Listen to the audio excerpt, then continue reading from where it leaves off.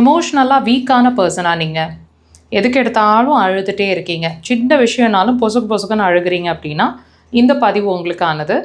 நீங்கள் ஒரு சுச்சுவேஷனை ஹேண்டில் பண்ண முடியலன்னு அழுகிறீங்க அப்படின்னா டெஃபினட்டாக நீங்கள் அந்த அழுதுட்ருக்கீங்க இல்லையா, அதுலேயே உங்களோட பாதி எனர்ஜி போயிடும். உங்களோட மைண்ட் வந்து ஒர்க்கிங் ப்ராசஸ்க்கு போகாது. அந்த பிரச்சனைக்கான சொல்யூஷன் என்னென்னு தேட முடியாது உங்களால். ஸோ அந்த சர்ச் இல்லை அப்படின்னா பிரச்சனைக்கான சொல்யூஷன் இல்லை.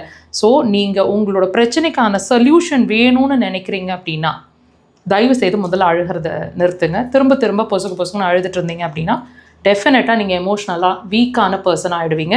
உங்களால் அந்த சுச்சுவேஷன்லேருந்து ஈஸியாக வெளியவும் வர முடியாது. மைண்ட் லெவலில் ஒரே ஒரு விஷயத்த உங்களுக்குள்ளே சொல்லிக்கோங்க, அழுதா இந்த பிரச்சனை தீர்ந்துருமா? இதை உங்களுக்குள்ளே திரும்ப கேட்டு பார்த்துக்குங்க. இந்த விஷயம் உங்களை ஸ்ட்ராங்கராக மாற்றும், அழுக வராது, ஸ்ட்ராங்கர் பர்சனாக மாற்றும். அப்போ நீங்கள் ஸ்ட்ராங்காக மாறுறீங்க அப்படின்னா உங்கள் மைண்ட் லெவலில் அந்த பிரச்சனைக்கான சொல்யூஷன் என்னன்னு தேடுவீங்க, ஈஸியாக அதுலேருந்து வெளியவும் வருவீங்க. ட்ரை பண்ணுங்கள்.